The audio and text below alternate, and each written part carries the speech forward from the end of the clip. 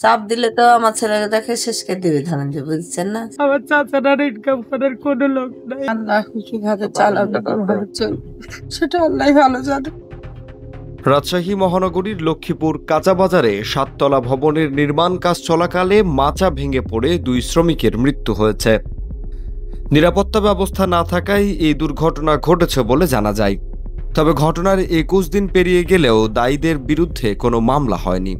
অভিযোগ রয়েছে রাজনৈতিক প্রভাব খাটিয়ে ঘটনাটি ধামাচাপা দেওয়া হয়েছে। চাপ দিলে তো আমার ছেলেকে দেখে শেষ করে দিবে, ধরেন যে, বুঝছেন না? ওর লেগে আমরা এসবের ভিতরে নাই। আমরা বলেছি আমার ছেলে যেরকম সাবেক গোটা সেইভাবে আমরা লিয়ে যায়, আমরা দাফন কাফন করি। ওই ছাদেনি ৭ তলা ছাদেনি কাজে যায় পড়েছি। রাজশাহীর লক্ষ্মীপুর কাঁচাবাজারে এই ভবনের ৭ তলায় ১৬ অক্টোবর সকাল ১১টার দিকে প্লাস্টারের কাজ চলছিল। হঠাৎ ভেঙে পড়ে ৭ তলার মাচা।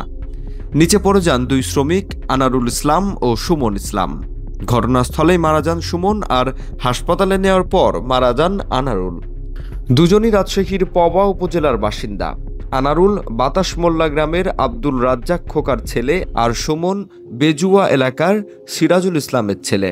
দুজনই ছিলেন পরিবারের একমাত্র উপার্জনক্ষম ব্যক্তি। আল্লাহ কিভাবে চালাবে, কিভাবে চলবে সেটা আল্লাহ ভালো জানে। আমার চাচার ইনকাম করার কোনো লোক নাই। আমার ভাইয়ের এখন পড়ালেখা বাদ দিয়ে ইনকাম করতে হবে, নাহলে কে দিবে আমার ভাইয়ের? এখন ধরেন চাস্তো ভাইটার পড়ালেখা বাদ দিতে হবে, দিয়ে এখন কোনো কর্ম করলে কেন সংসারের হাল ধরলে কেন খেতে পাবো। ওরা ক্ষতিপূরণ যতটুকু পারছে দিছে, এখন নিজের ইনকাম করেই চলতে হবে। ওই টাকাতে তো আর আজীবন চলবে না। জানা গেছে ভবন নির্মাণে কোনো সুরক্ষা ব্যবস্থা ছিল না। শ্রমিকদের দেওয়া হয়নি হেলমেট, সেফটি বেল্ট, গ্লাভস বা বুট। এমনকি ভবনের চারপাশে নিরাপত্তা বেষ্টনীও করা হয়নি। দুর্বল বাঁশের তৈরি মাচার ওপরে অতিরিক্ত নির্মাণ সামগ্রী রাখা ছিল, যার ভার সইতে না পেরে ভেঙে পড়ে মাচাটি।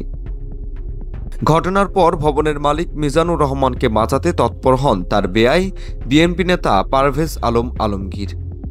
অভিযোগ, স্থানীয় পুলিশ ও সংশ্লিষ্ট কর্মকর্তাদের ম্যানেজ করে শুধু অপমৃত্যুর মামলা করা হয়। ময়নাতদন্ত ছাড়াই দ্রুত দাফন করা হয় ২ শ্রমিকের লাশ। ২ পরিবারকে ৩.৫ লাখ করে ৭ লাখ টাকা দিয়ে দফারফা হয়। গরিব হওয়ায় মামলা না করার সিদ্ধান্ত নেন তারা। নির্মাণ শ্রমিকদের নিরাপত্তা তদারকির দায়িত্ব কলকারখানা ও প্রতিষ্ঠান পরিদর্শন অধিদপ্তরের। রাজশাহী বিভাগের উপমহাপরিদর্শক জাহাঙ্গীর আলম স্বীকার করেছেন, জনবল সংকটের কারণে যথাযথ তদারকি করা সম্ভব হয় না।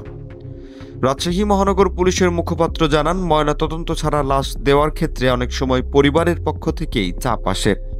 উঁচু ভবন নির্মাণে শ্রমিকদের সুরক্ষা সরঞ্জাম ব্যবহার আইনগতভাবে বাধ্যতামূলক, কিন্তু এ ঘটনায় তা না মানায় প্রাণ গেছে ২ শ্রমিকের।